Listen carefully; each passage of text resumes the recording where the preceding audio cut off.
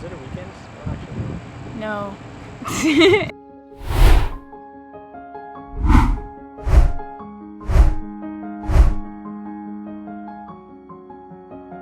I don't remember the exact moment. I think that I probably saw it on social media first and thought, oh, that's cool, but was definitely skeptical of what exactly was happening. I didn't have the details, all of that. So there was never, at least initially, there wasn't really a I want to go or anything like that. It was just kind of a, okay, that's happening. I think as I heard more about Asbury and what was going on, and we talked about Asbury and Chapel, the opportunity to go, the curiosity kind of settled in more. Once it became a reality that I could be able to see it for myself, and at that point it had grown to where people were traveling from all over to see what was happening. And so when Dr. Young said stay after chapel to hear more about it, I figured why not.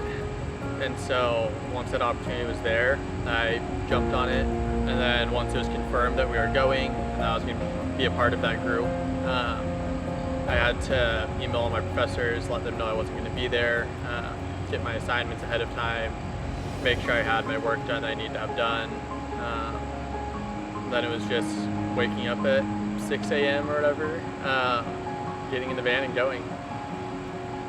On the ride there, on the ride to Asbury, there was, I don't even remember how many of us there were. The group was got in the van, and there's definitely just a sense of anticipation and excitement to see what was going on, what God was doing there. Mixed with that sense of skepticism still of, is this all real, at least for myself.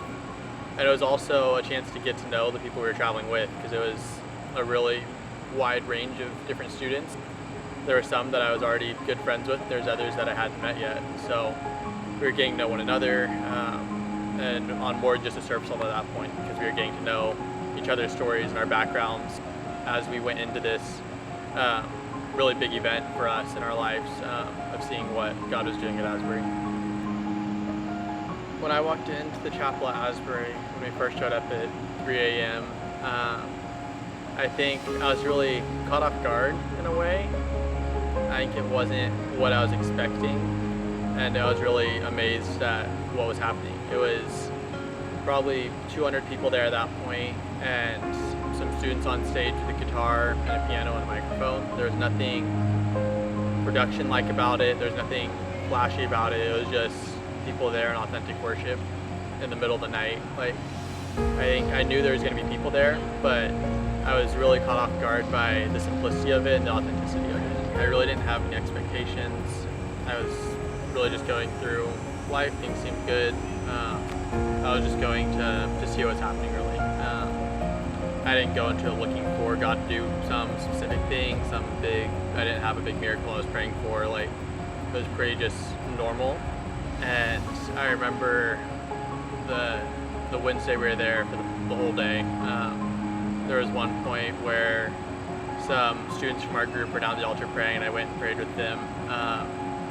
And when I went down there, the chapel had been more empty at that point. But then when we finished, I stood up and looked around and was worshiping. I looked around, and I just saw all these young people with their hands raised, just worshiping God. And I just remember this full feeling of just joy come over me. And as I was there singing, just like this smile over my face. And it was something where I realized that going into that experience, I hadn't been experiencing that just pure joy in that way, at least at that point recently.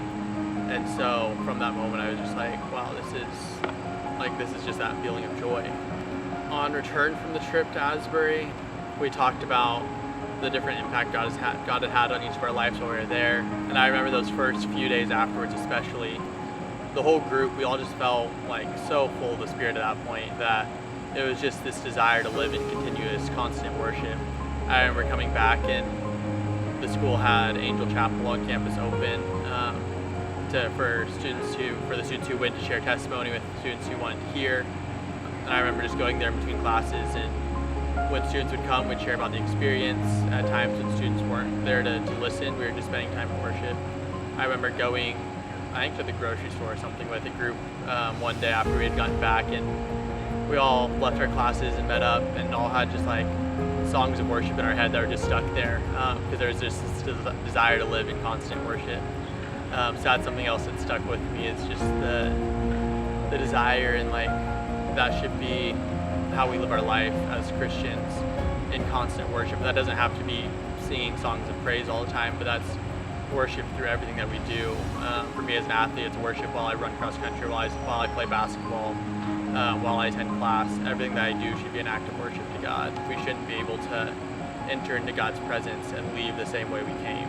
So that changed my perspective as I entered into other spaces of worship that weren't a big auditorium with lots of people, but even just smaller spaces, whether that's sitting around a campfire with my friends or at my home church, just going into that expecting to meet with God, expecting to experience God's presence, and allowing that to change me regardless of the outside circumstances. I think moving forwards, it's just continuing to live in the excitement that we all felt coming out of Asbury, not letting that fade or die off, and knowing that God really completely changed us, that it wasn't just a mountaintop experience like we hear about at summer camps or different experiences where you're up on the mountaintop and then you come back down and you go back to your regular life, but that while we're on that mountaintop experience in the presence of God, we were changed, and now that we've come back down the mountain, back in normal life, we're still different than we were when we went in.